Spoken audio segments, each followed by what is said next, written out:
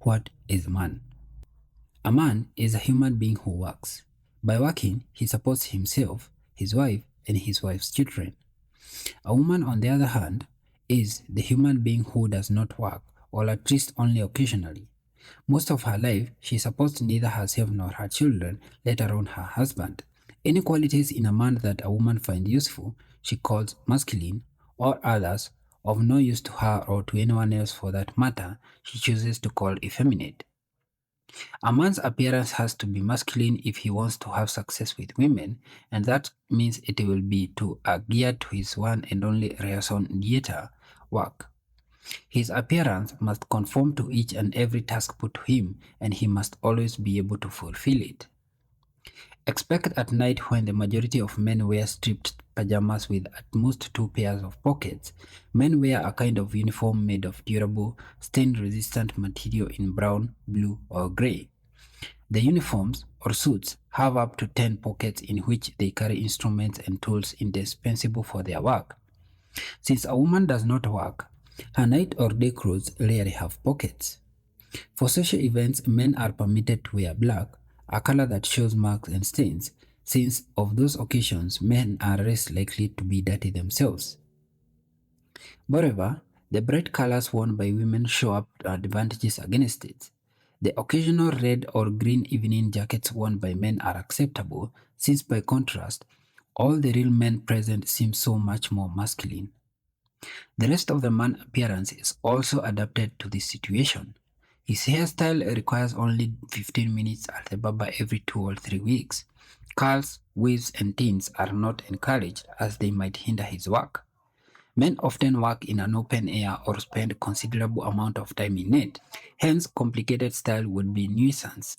Furthermore, it is improbable that such styles would make a hit with women since, unlike men, they never judge the opposite sex from an aesthetic point of view.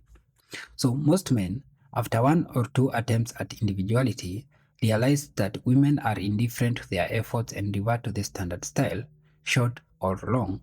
The same is true for beards.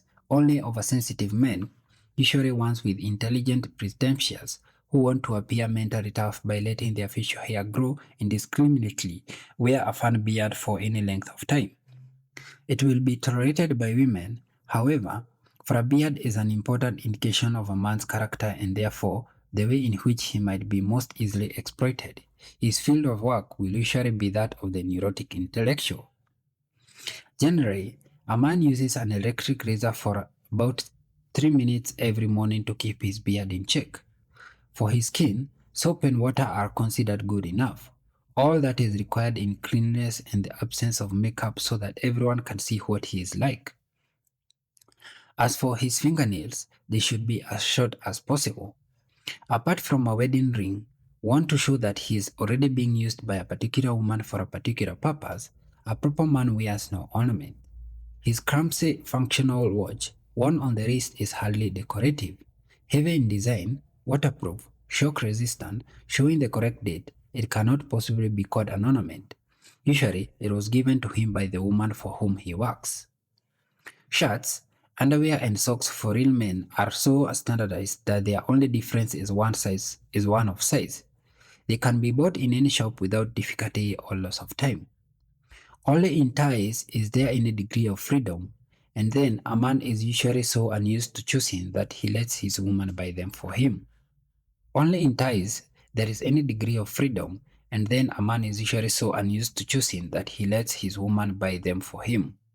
Anyone visiting this earth from another planet would think it is man's goal to look as much alike as the next as possible, yet to fulfill a woman's purpose, masculinity and male usefulness vary to a considerable degree. Necessarily, because women who hardly ever work need men for everything.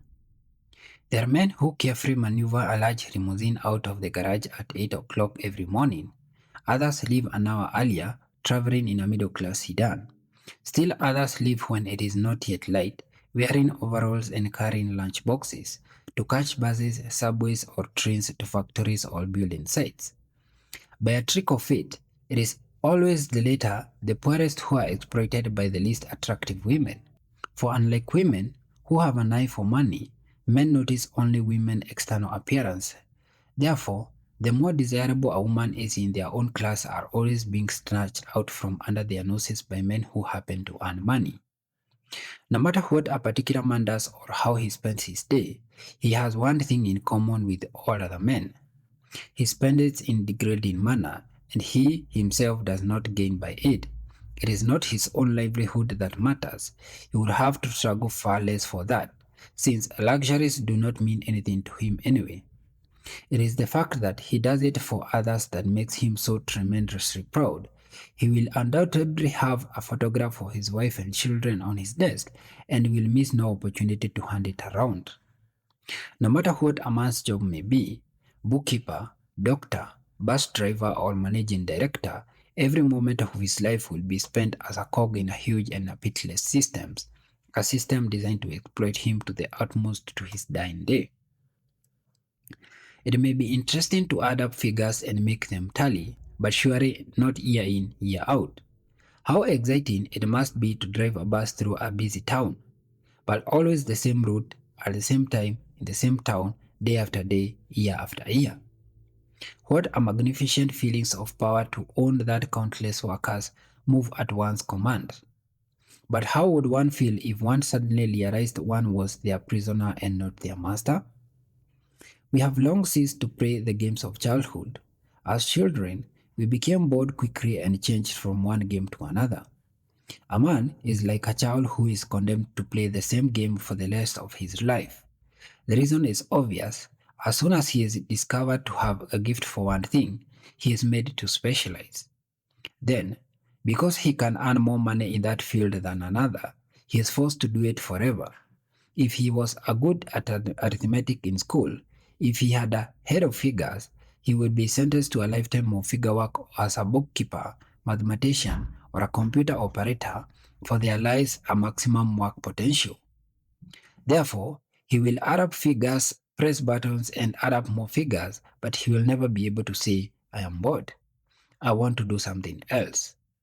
The woman who is exploiting him will never permit him to look for something else. Driven by his woman, he may engage in a desperate struggle against his competitors to improve his position and perhaps even become head clerk or managing director of a bank. But isn't the price of pain for his improved salary rather too high? A man who changes his way of life, or rather his profession, for life and professional are synonymous to him, is considered unreliable. If he does it more than once, he becomes a social outcast and remains alone. The fear of being rejected by society must be considerable. Why else will a doctor, who as a child liked to observe tadpoles in a jazz jam, spend his life opening up nuisance growths, examining and pronouncing on human excretions? Why else does he busy himself night and day with people of such repulsiveness that everyone else is driven away? Does a pianist who as a child liked to tickle on the piano really enjoy playing the same chopping lecture over and over all his life? Why else does a politician who as a schoolboy discovered the techniques of manipulating people successfully continue as an adult, mouthing words and phrases as a minor government functionary? Does he actually enjoy contouring his face and playing the fool and listening to the idiotic chatter of other politicians? Surely, he must once have dreamed of a different kind of life.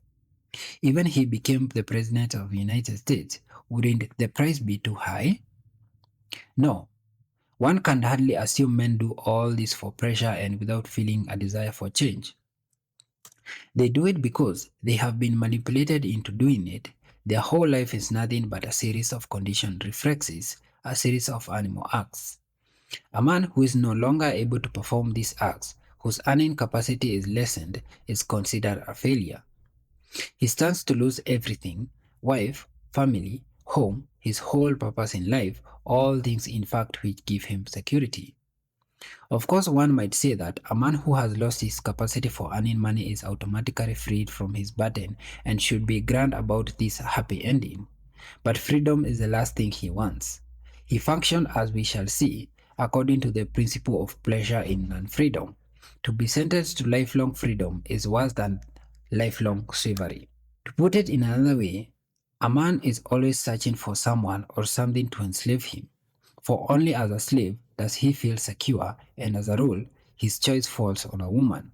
Who or what is his creature who is responsible for his ruling existence and who, moreover, exploits him in such a way that he only feels safe as his slave and her slave alone?